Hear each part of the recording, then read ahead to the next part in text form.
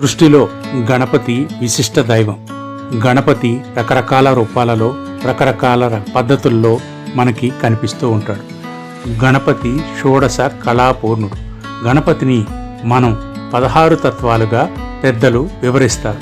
వినాయక పూజలో ప్రతిసారి మనం షోడశ నామాలను స్మరిస్తాం. ఆ నామాలు స్తోత్రాలు మనకు ఎన్నో ఉన్నాయి. ఆ వర్ణన ప్రకారం గణేశుణ్ణి 16 నామాలతో మనం పూజిస్తాం.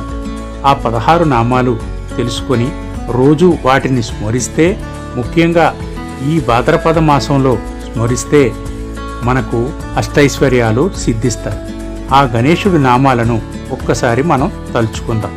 సుముఖుడు, ఏకదంతుడు, కపిలుడు, గజకర్ణుడు, లంబోదరుడు, వికటుడు, విఘ్నరాజు, గణాధిపుడు, ధూమకేతు, గణాధ్యక్షుడు, బాలచంద్రుడు, గజాననుడు, వక్రతుండు, శూర్పకర్ణుడు, హేరంబుడు, స్కందపూర్వజుడు, విద్యారంభంలోను వివాహ సమయంలోను, ఇంటి నుంచి బయటికి వెళ్ళేటప్పుడు, గృహ ప్రవేశంలోను, కార్యక్షేత్రంలోను, ఒకటేమిటి సర్వకార్యాలలోనూ వినాయకుడికి పై నామాలలో తలుచుకున్న వారికి విఘ్నాలుండవని మనకు పురాణాలు తెలియజేస్తున్నాయి.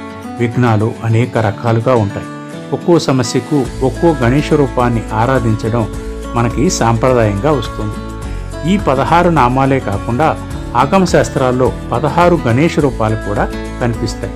వాటి ఆరాధనా పద్ధతులు, ఫలితాలను ముద్గుల పురాణంలో విశిష్టంగా వివరించారు. ఇక మనం ఏ గణపతిని పూజించటం వల్ల ఏ ఫలితాలు వస్తాయో ఇప్పుడు తెలుసుకుందాం. బాల గణపతిని పూజించటం వల్ల బుద్ధి వికాసం కలుగుతుంది. బాల గణపతిని పూజించిన వారికి బుద్ధి చాపల్యం ఉండదు. సమయానికి తగిన ఆలోచనలు వస్తాయి. తరుణ గణపతి. తరుణ గణపతి అంటే కార్యదీక్ష, మనోధైర్యం వాటి వృద్ధిని పొందిస్తాడు.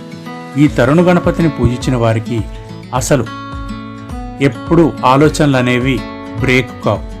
ఎప్పుడు కొత్త ఆలోచనలతో క్రియేటివ్గా రాణిస్తారు. మూడో గణపతి భక్త గణపతి. ఈ స్వామిని ఆరాధనతో పూజించిన వారికి ఆత్మవిశ్వాసం మెండుగా ఉంటుంది. ఎప్పుడు ఆత్మవిశ్వాసానికి కొదవే ఉండదు. ధైర్యం, శౌర్యం ఇలాంటివన్నీ పెంపొందుతాయి. నాలుగో గణపతి వీర గణపతి. ధైర్యం, శౌర్యం పెంపొందింపజేస్తాడు. వ్యక్తిత్వం ఎప్పుడు ఎలా కావాలంటే అలా వ్యక్తిత్వం ఉండేలా చేస్తాడు. ఇక ఐదో గణపతి శక్తి గణపతి. మనకి అవసరమైన సందర్భాల్లో శక్తియుక్తులను ప్రసాదించేది ఈ గణపతి. ఆరో గణపతి ద్విజ గణపతి. సమగ్రంగా ఆలోచించే విధానం, శక్తి మనకు ఈయన ద్వారా లభిస్తుంది. ఇక ఏడో గణపతి సిద్ధి గణపతి. సకల కార్యసిద్ధికి ఈ గణపతిని పూజించాలి. ఈ గణపతిని పూజించిన వారికి మనకి కావలసిన కార్యాలన్నీ నెరవేరుతాయి. ఇక ఎనిమిదో గణపతి ఉచ్చిష్ట గణపతి. వేగంగా కోరికలను తీరుస్తాడు.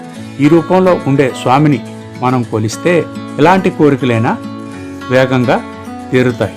అయితే తప్పు చేసిన వాళ్ళని ఈయన కఠినంగా శిక్షిస్తాడు కూడా. రూపం ఏంటంటే విఘ్న గణపతి. విఘ్నాలు తొలగించి యశస్సును కలిగిస్తాడు. ఈ విఘ్న గణపతికి 6 చేతులు ఉంటాయి. ఈ రూపం కూడా విశిష్టంగా ఉంటుంది. ఇక తరువాత గణపతి క్షిప్ర గణపతి. ఇష్టార్థ సిద్ధిని కలిగిస్తాడు. మనసులో ఉండే కామ్యాలన్నింటినీ నెరవేరుస్తాడు. మన మనసులో ఉండే కోరికలన్నిటినీ నెరవేరుస్తాడు. 11వ గణపతి హేరంబ గణపతి. ప్రయాణాలలో కలిగే గండాల నుంచి రక్షిస్తాడు. మనం ప్రయాణాలకు వెళ్ళినప్పుడు ఈ గణపతిని హేరంబ గణపతియే నమః అనుకుని మంత్రం చదివితే ఎటువంటి దోషాలైనా తొలగిపోతాయి. ఇక తర్వాత చెప్పుకునే 12వ గణపతి శ్రీ లక్ష్మీ గణపతి. మనం తరచూ చూసే గణపతి ఈ లక్ష్మీ గణపతి. ధన ధాన్యాలను సమృద్ధిగా కలుగు చేస్తాడు ఈ లక్ష్మీ గణపతి. తర్వాత చెప్పే గణపతి శ్రీ మహాగణపతి.